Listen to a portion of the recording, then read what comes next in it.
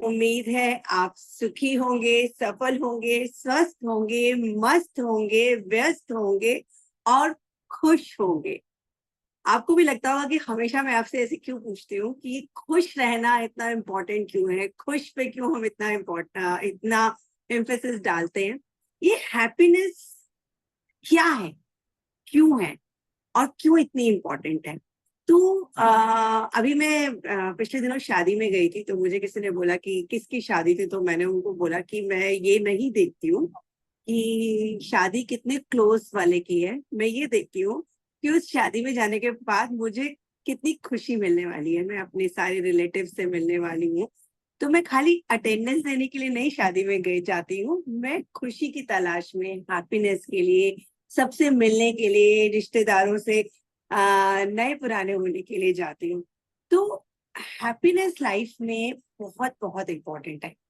तो जब मैं इस टॉपिक के बारे में थोड़ा मैंने सोचा या थोड़ा पढ़ना शुरू किया, तो मुझे लगा कि हैप्पीनेस का जो टॉपिक है ना, बहुत ही सब्जेक्टिव है। मतलब हैप्पीनेस किस चीज से मिलती है? क्या हमें फैमिली और फ्रेंड से हैप्पीनेस मिलती है, या हमें हैप्पीनेस सक्सेस और हेल्थ चेज करने से, अच्छी हेल्थ से मिलती है, या हमें हैप्पीनेस मेडिटेशन से मिलती है? क्या कोई चीज है जो हमें खुश कर सकती है? क्या कोई ऐसा फॉर्मूला है जो कि बस हमने लिया और जैसे लाइक आजकल कहते हैं ना, दुखी होने की भी मेडिसिन आ गई है कि आप दुखी हो, आपको एंजाइटी है, डिप्रेशन है, तो उसकी भी मेडिसिन है। सिर दर्द है तो भी मेडिसिन है, सेरोडोन खा लो। बुखार है तो पैरासिटामोल खा लो, है ना? कोई एलर्जी है तो एलिग्रा खा लो। तो यानी कि लिए देखिए, मेरी हैप्पीनेस के क्वेश्चन में इस कैमरे ने भी थोड़ा सा मेरा साथ दिया नहीं। तो हर चीज की मेडिसिन है। तो ऐसी कोई हैप्पीनेस की कोई भी ऐसी दवाई हो कि जैसे ही मुझे लगे कि मुझे खुश होना है और मैं वो दवाई खा लूं? क्या ऐसा जादू, कोई भी ऐसा मतलब जादू हो जाए? तो फिर मैं सोचती हूँ कि क्या हैप्पीनेस जेनेटिक है? क्योंकि कुछ लोगों को मैं देखती हूँ बहुत खुश रहते हैं, और कुछ लोग हैं कि खुश ही नहीं होते, है ना? या हैप्पीनेस हमें एक्सटर्नल, हमारे एक्सटर्नल सर्कमस्टांसेस पे डिपेंड करती है, या हैप्पीनेस हमारे इंटरनल से, हमारे अंदर की सोच से डिपेंड करती है? वो मेरा तो सर घूम गया इतने सारे क्वेश्चन सोच के। तो क्यों ना इन सारे क्वेश्चंस के आंसर्स के लिए हम एक स्पेशलाइज्ड पर्सन को बुलाएं, जो कि खुद हैप्पीनेस रॉक प्रोग्राम चला रहे हैं, और वो अभी तक हैप्पीनेस कोच हैं, एनएलपी स्पेशलिस्ट हैं, एनएलपी प्रैक्टिशनर हैं, एनएलपी कोच हैं, और मेरे भी मेंटर हैं, मैं भी उनसे बहुत कुछ सीखती हूँ। तो मैं सोच रही हूँ कि मैं बड़ा कम करूँ और मैं अपने कोच को बुलाऊं, हमारे हैप्पीनेस कोच को, जो आपसे हैप्पीनेस के बारे में बात करे। तो मैं आपका बहुत बहुत स्वागत करती हूँ रंजीत सिंह कुलर जी, और हमारे वेलनेस चौपाल के मंच पर आने के लिए। Good evening Ranjit. नमस्कार। Thank you and good evening. और हैप्पीनेस अगेन बहुत इम्पोर्टेंट टॉपिक और बहुत कुछ बात कर रही हो। और हाँ, हम लोग सब चाहते हैं हैप्पीनेस के लिए हैं। तो और ये अच्छा है कि अब हम लोग इस बारे में सीरियस भी होते जा रहे हैं, क्योंकि जो मैं देख रहा हूँ लोगों को, तो और बहुत अच्छा लगा मुझे आपके इस मंच पे फिर आने के लिए। और लास्ट टाइम हमने सिर्फ एनएलपी की बात करी थी, तो उसमें हम लोगों ने कुछ रीफ्रेज करने का, थॉट्स को चेंज करने का, उस पर हमने बात करी थी। बट इस बार हम लोग हैप्पीनेस के ऊपर बात करेंगे। ये मेरे दिल का टॉपिक है, और ये एक ऐसा टॉपिक है जो मुझे लगता है कि नहीं, I I I need to like be happy and make people happy around me, है ना? तो वो तभी मेरे सब लोग खुश रह सकते हैं पूरे सोसाइटी में, है ना? बिल्कुल बिल्कुल बिल्कुल, हैप्पीनेस, मुझे लगता है कि हैप्पीनेस स्प्रेड करना सबसे बड़ा दान पुण्य है, ऐसा मैं मानती हूँ। मुझे लगता है कि आप और कुछ दान मत करो, एक हैप्पीनेस दान कर दो, आई थिंक आपके हाँ। लिए बहुत है, ऐसा हम्म, मुझे लगता है। पर रंजीत, मुझे एक बिल्कुल। बताइए कि एक्चुअली ये हैप्पीनेस है क्या? मतलब व्हाट इज हैप्पीनेस? बिल्कुल। तो जब हम लोग, जैसा आपने बात कर रही थी अभी शुरुआत में, तो अभी हम लोग बात जब करते हैं हैप्पीनेस जो है, ये बिल्कुल सब्जेक्टिव है। ये सबके लिए अपना अपना रीजन है हैप्पी होने का। सबका अपना वे है खुश होने का। शादी में जाके भी हम खुश होते हैं, हम लोगों से बात करके भी खुश होते हैं, हम सच के सवर के भी खुश होते हैं। ठीक है, तो हम बहुत चीजें हैं जिनसे हम लोग खुश होते हैं। ठीक है, लेकिन हम उन चीजों को एक तरीके से यूज नहीं करते हैं जब हम दुखी होते हैं, है ना। तो मुझे पता है कि मुझे खुश कैसे रखना है खुद को। ठीक है, और हम जानते हैं कि हम ये करते हैं तो हमें खुशी मिलती है, ये करते हैं हमें खुशी मिलती है, लेकिन हम उनको एक्नॉलेज नहीं करते। और जब एक्नॉलेज नहीं करते तो फिर क्या होता है, फिर जब उनकी जरूरत होती है तब हम उनको उन पे ध्यान नहीं दे पाते। तो खुशी जहां तक है, हम हर चीज में खुशी है, और हर चीज को हम लोग जब एक्सेप्ट करना शुरू करते हैं तो खुशी कई गुना बढ़ जाती है। क्योंकि सबसे बड़ा दुख आज की तारीख में ये नहीं है कि मेरे को कितना दुख है या मेरे पास क्या कमियां हैं। ठीक, सबसे बड़ा दुख ये है कि सामने वाले के पास में क्या है। ठीक है, पर और हम मैं, एक्नॉलेज क्यों नहीं करते? हाँ, बहुत बढ़िया। हम एक्नॉलेज क्यों नहीं करते? हम लोग एक्नॉलेज इसलिए नहीं करते, हमें लगता है यार ये तो फ्री फंड की चीज है, इस पे कोई एफर्ट थोड़ा ना लगता है।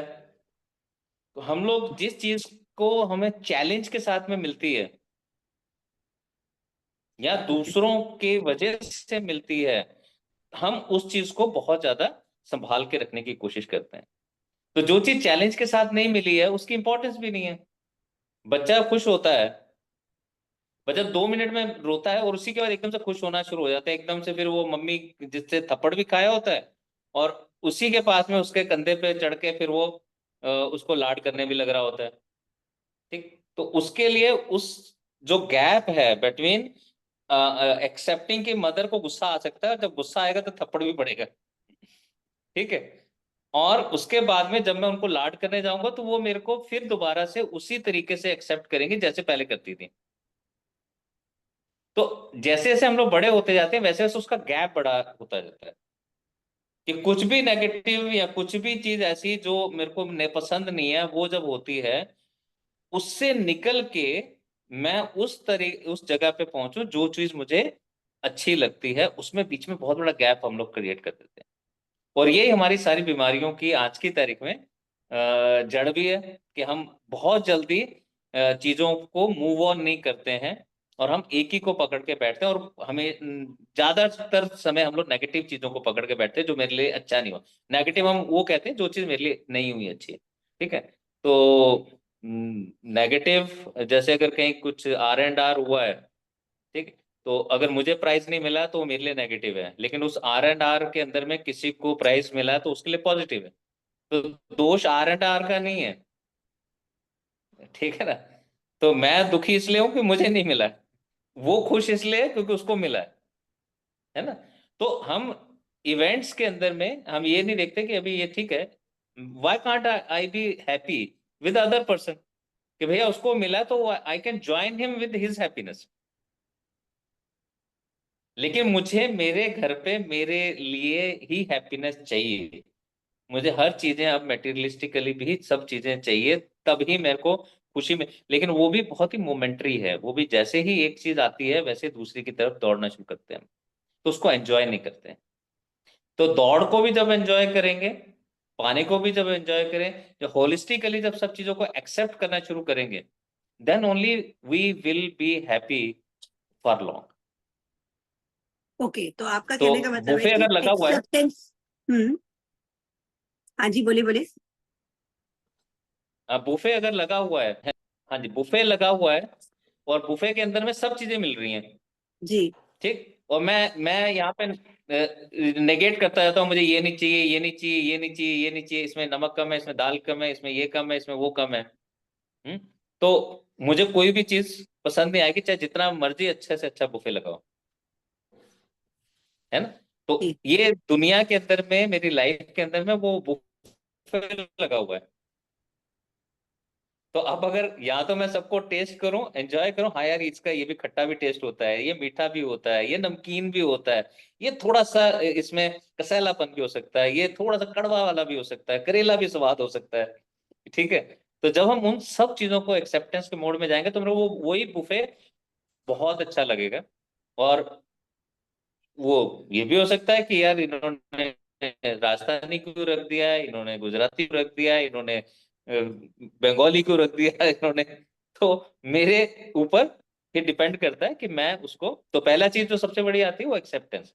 What ever I am acceptance. Receiving in my life, I need to accept everything everything. तो एक्सेप्ट करके आगे बढ़िए, ठीक है। और उसके बाद में अगर मैं नहीं चाहिए मुझे, तो उसको मैं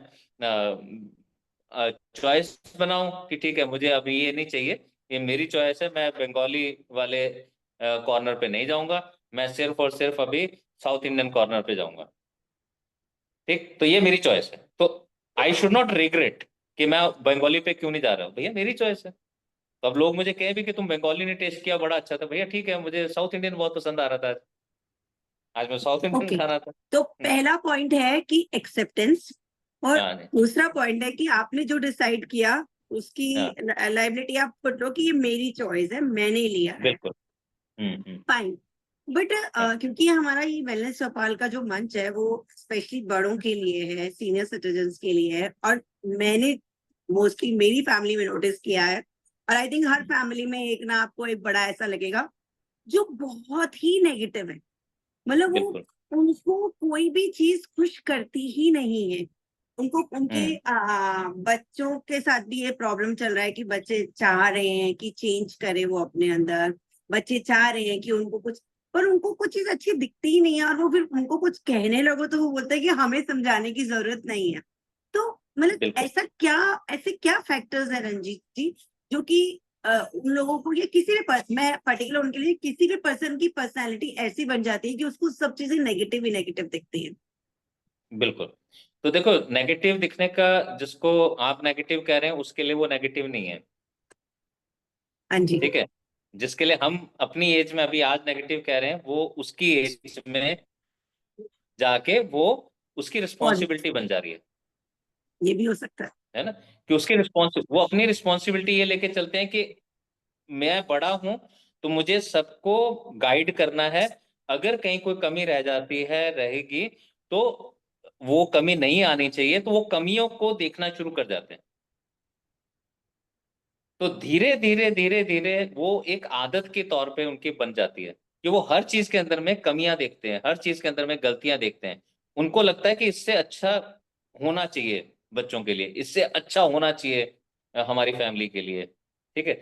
लेकिन वो ये सब करते करते एक ही चीज के ऊपर फोकस कर जाते हैं, वो है नेगेटिविटी, है जिसको हम लोग अपनी तरफ से नेगेटिविटी कह रहे हैं, ठीक है। और ये चीज जो आप बड़ों के लिए कह रहे हैं, या अगर हम लोग अपनी उम्र में अगर रहते हुए अगर यहीं से अगर बात करते हैं, तो बच्चों की तरफ जाएंगे तो हम सेम चीज उनके लिए भी कहते हैं कि आज की जनरेशन बहुत नेगेटिव हो गई, ठीक है। वो ऐसे काम करना चाहती है जो बिल्कुल ही हमारे लीक से हटके है, ठीक। तो हम जिस भी जगह पे खड़े होंगे, उसके आगे और उसके पीछे आपको दोनों ही जगह पे ऐसे मिलेंगे। वो उसका एक मेजर कारण ये है कि हम जहां खड़े हो रहे हैं, हम मानते हैं कि लाइन वहीं से शुरू हो रही है, ठीक है, वही सही जगह है, ठीक है। जी। इसके आगे और पीछे दोनों जगह पे दोनों जनरेशन बिगड़ी हुई है। अच्छा, वो दोनों दोस्त हो जाते हैं, ठीक है। तो ऐसे में हम ये देखें, और अब अगर उनको समझें कि वो अब कहाँ पे इस चीज को एक आदत के तौर पे जब आ गई है, उस आदत को से वो खुद भी खुश नहीं होते हैं, क्योंकि वो भी, उनको लगता है यार कि मैं क्या है यार, मेरी जिंदगी में मतलब इतना सारी जिंदगी मैंने अच्छे अच्छे काम करते हुए गुजार दी, इतना पैसा भी कमाया, इतना मैंने रेपुटेशन भी कमाई, घर भी बनाया, भाग दौड़ की, इतनी मेहनत करी, उसके बाद में इस उम्र में जाके क्या मिल रहा है मुझे। तो ऐ- ऐसे में वो भी उससे डिससेटिस्फाई ही होते हैं एक टाइम के बाद में। उनको हमें, इंस्टेड ऑफ ये कहने के कि आप गलत हैं, हमें उन्हें ये है कि आप गलत नहीं है सर, आप ये रिस्पॉन्सिबिलिटी वाला जो अब आपके पास में आपने वो पकड़ा हुआ है पिलर, इसको थोड़ा सा हल्का करते हुए, वो रिस्पॉन्सिबिलिटी ऊपर वाले को छोड़ते हुए कुछ काम है जो आप करना शुरू करें, ठीक है। तो इसके लिए मैंने 10 क्वाड्रेंट्स ऐसे तैयार किए हुए हैं जिनके ऊपर जब हम काम करते हैं, तो हैप्पीनेस अपने आप ही हमको आती है, ठीक है। तो तो मतलब अब जो उन बात है 10 कि वो कोऑर्डिनेट में फॉर्मूला, उनको, वो फॉर्मूला आप हमें दे देंगे जिससे हमें बिल्कुल वो हैप्पीनेस मिल फॉर्मूला, जाए। ठीक है। बिल्कुल जी बिल्कुल, तो वो उनके लिए भी बहुत जरूरी है, क्योंकि जी वो भी चाहते हैं खुश होना, वो भी चाहते हैं एंजॉय करना, वो भी उस उम्र के उस पड़ाव को एंजॉय करना चाहते हैं। तो इसलिए हमारे इंडिया में तो अभी ये कॉन्सेप्ट नहीं आया, लेकिन बाहर है, गोल्डन ईयर कहते हैं, आफ्टर गोल्डन, रिटायरमेंट की एज को यस। हम लोग गोल्डन ईयर्स कहते हैं। तो दे फील कि जो आज तक नहीं कर पाए वो अब कर पाए। ठीक है, तो these are the golden year where मैंने पैसा कमा भी लिया, एक्सपीरियंस ले लिया, बच्चों को अपने अपने रिस्पॉन्सिबिलिटी के तौर पे लगा दिया, अब मेरे ये समय है जब मैं अपने आप के लिए जीऊंगा। ओके। ठीक है, तो सेल्फ के लिए मुझे अब उसको देखना है, उसको जानना है, उसमें मुझे चेंजेस करने हैं। तो इसमें पहला जो है, जिसको हम लोग कहते हैं कि एडिक्शन के तौर पे, जो आप अभी बात करेंगे नेगेटिविटी होगी, तो वो एक हैबिट या वो एक एडिक्शन के तौर पे होगी, हर चीज में नेगेटिव नेगेटिव नेगेटिव ढूंढने की बात कर रहे हैं हम लोग, है ना। उससे हमको थोड़ा सा चेंज करने की जरूरत है, और उसके कई तरीके हैं, वो हम अलग तरीके से देखेंगे, बट हम और क्या कर सकते हैं। उसमें पहला है कि I need to learn the art of appreciation. तो पहला बहुत इंपॉर्टेंट पॉइंट है, क्योंकि अब क्या है कि मैं खुद की लाइफ की एक्सपीरियंसेस को भी मैं अप्रिशिएट नहीं करता।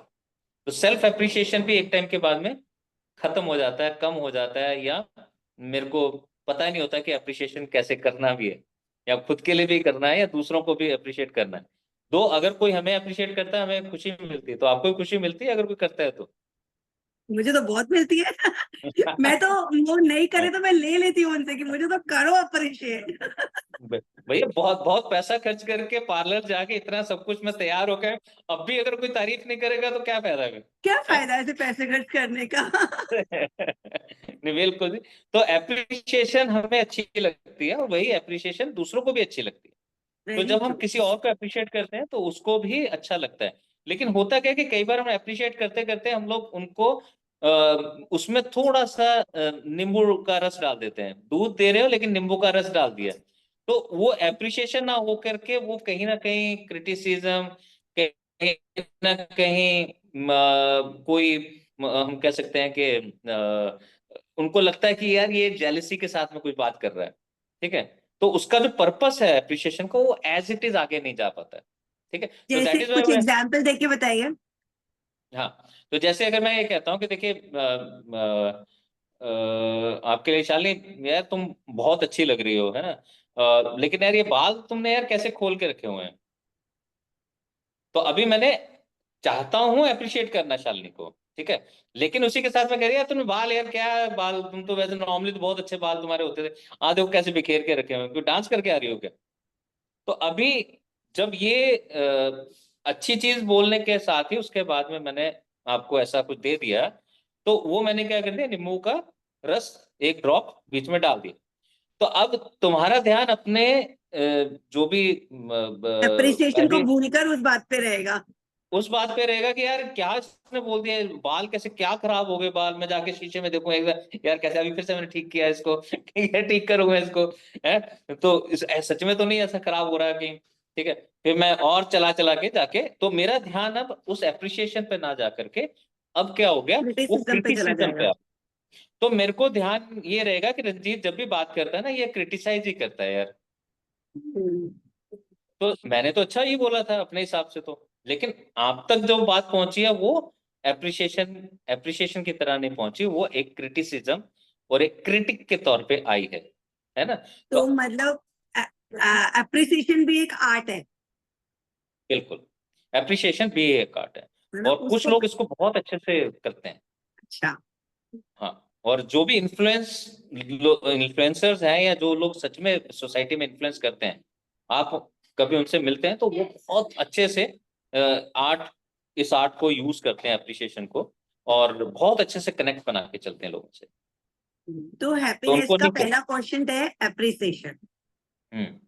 बिल्कुल और अप्रिसिएशन भी तरीके से करना चाहिए, बिल्कुल, तो फॉर्मेलिटी एप्रिसिएशन के का लिए भी नहीं एक करना तरीका। चाहिए। तो बिल्कुल मैं बिल्कुल। अगर अपने आज दर्शकों को बोलूंगी सब लोग अपना अपना मोबाइल उठाएं और हम्म अपने किसी मतलब हमारे दर्शक, मैं मान के चलती हूँ कि 60 या 50 वाले हैं, 50 से लेके आगे 80 तक के हैं हमारे तो अपनी ऐसे ऑन एन एवरेज 70 साल की जिंदगी में 7 लोग तो ऐसे होंगे जिनको शायद वो अप्रिशिएट करना चाहते होंगे और उन्होंने नहीं अप्रिशिएट किया होगा।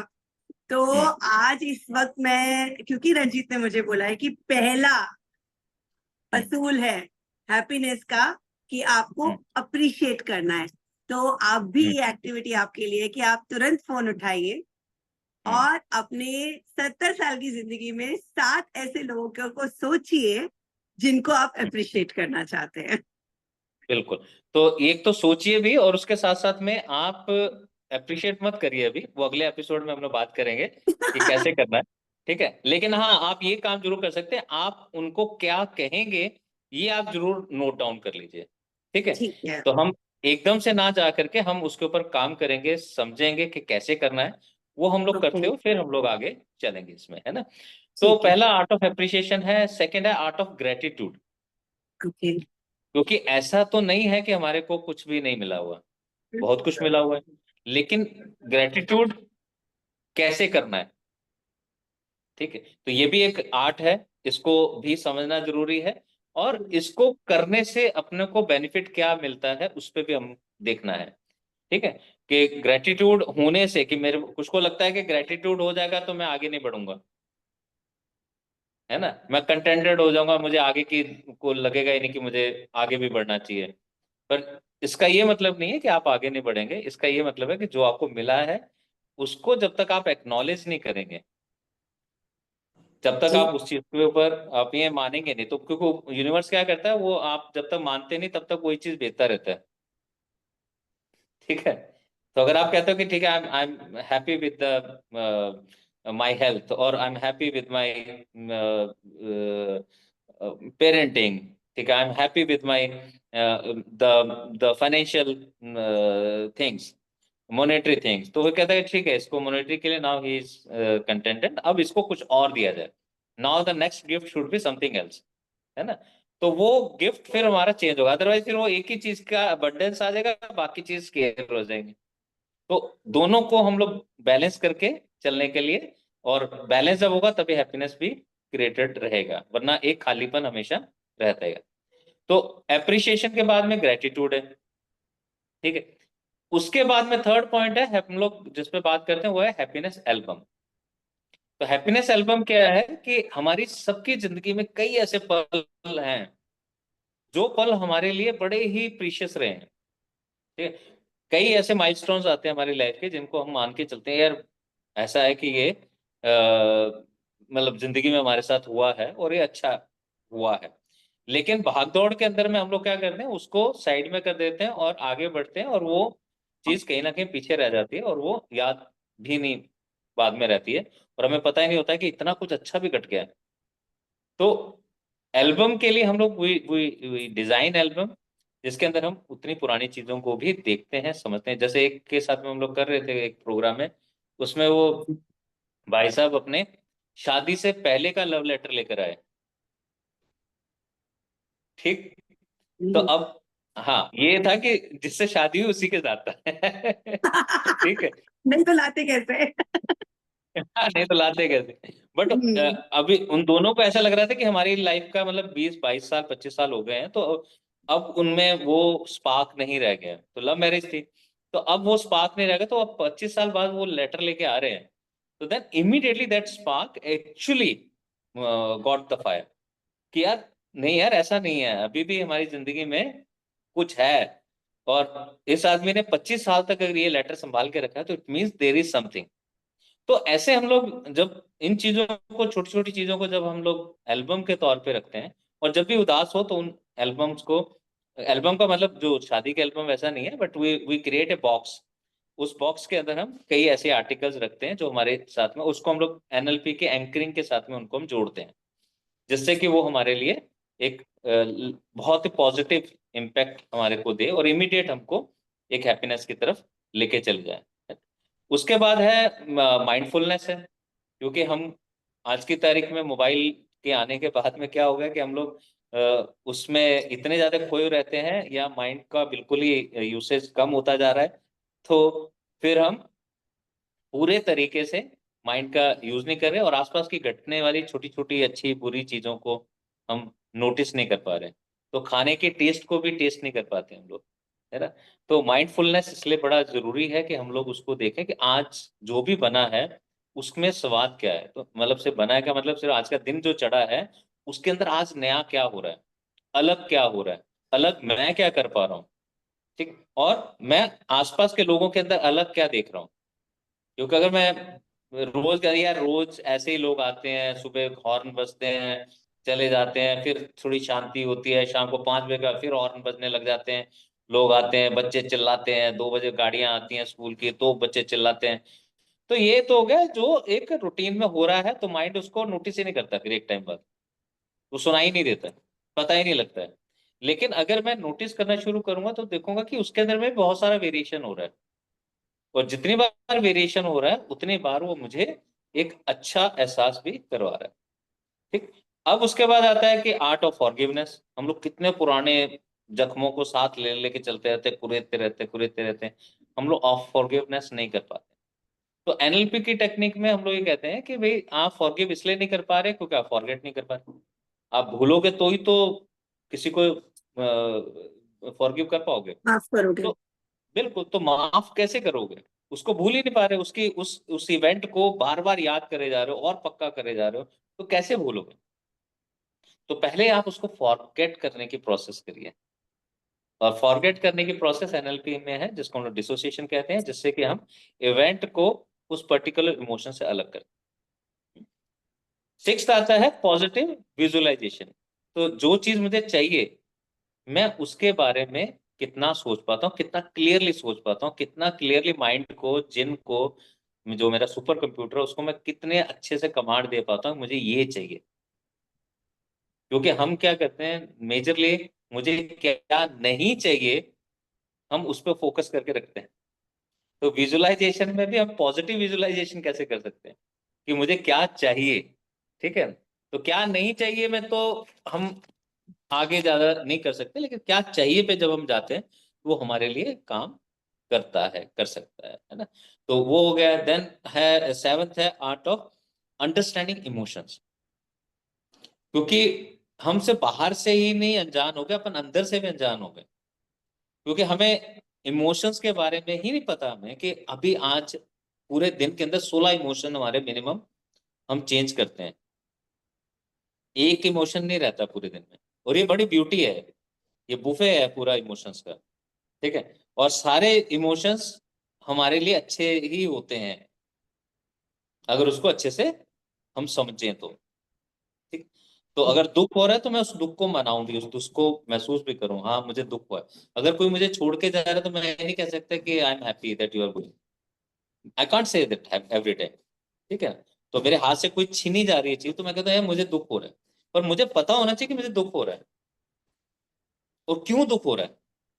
आज मैं दुखी हूं इसलिए क्योंकि आज ये आदमी मेरे से वैसे इसकी बात नहीं हो पाई है, तो इस वजह से मैं दुखी हूं। तो जैसे ही मुझे पता लगता है कि यार इस वजह से मैं दुखी हूं, देन आई कैन सी कि एम आई बिकमिंग एडिक्टेड, या मेरे को अब इसकी बहुत ही ज्यादा जरूरत होगी, तो can I look hmm. For somebody else to talk. तो मैं अपनी रेंज बढ़ाऊं लोगों की अपनी जिंदगी में, क्योंकि उसकी भी अपनी जिंदगी है। तो ऐसे में how can I understand my emotions, और उनको इमोशंस को मैं हर इमोशंस को जी। फिर है आर्ट ऑफ गिविंग। तो हम गिविंग में हम दान करते हैं, लेकिन दान क्यों करते हैं, क्योंकि पंडित जी ने बोला है। दान क्यों करते हैं, क्योंकि आज कहा किसी ने कि जी इस चीज का दान कर दो, उस चीज का दान कर दो, या ठीक है दिवाली के टाइम पे घर के पुराने कपड़ों को दान कर दो, या जो भी है वो नए लाने के लिए पुरानी जगह। पर वो जो दान करने की प्रोसेस है वो प्रोसेस भी बहुत ज्यादा हमें एक एक स्टेट को चेंज करने में हेल्प करती है। तो क्या मैं उसको समझ सकता हूँ और उसके अंदर से जॉयनेस कैसे लेके आ सकता हूँ। Ninth is art of joyness, self expression. मुझे ओके। मजा आ रहा है बात करके, तो इट्स ए सेल्फ एक्सप्रेशन है यार, ये मैं कितना कर पाता हूँ। तो क्या मैं एक्सप्रेसिव हूं अपनी फीलिंग्स को लेके? फीलिंग भी समझ में आ गई, लेकिन क्या मैं एक्सप्रेस कर पाता हूँ उस ढंग से जिस ढंग से मुझे करनी चाहिए, विदाउट हर्टिंग अदर पर्सन?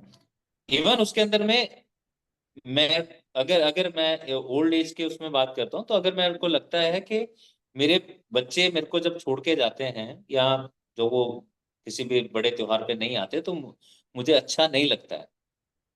ठीक है, instead of criticising them, taunting them, instead of poking them, और किसी और चीज के लिए उनको ब्लेम करते रहना, और ये नहीं बताना कि देखो तुम नहीं आए थे इस बार दिवाली पे, तो यार मुझे अच्छा नहीं लगा। क्या तुम होली पे आ सकते हो? तो जब हम एक्सप्रेशन की बात करते हैं, तो एक्सप्रेस करने पे सामने वाला शायद होली पे भी ना आए, लेकिन जब मैं उनको एक्सप्रेस कर देता हूं, तो वहां पर मेरे अंदर से उसकी क्लींजिंग हो जाती है ना। तो अब वो जब सामने वाले पे चला गया है, तो अब उसकी इच्छा है वो आए ना आए, ठीक है, लेकिन मेरे यहां से अब उसके लिए कुछ नेगेटिव या कुछ पोकिंग या कुछ मेरे लिए टॉन्टिंग नहीं आएगी। मैंने जो कम्युनिकेट करना था कर दिया।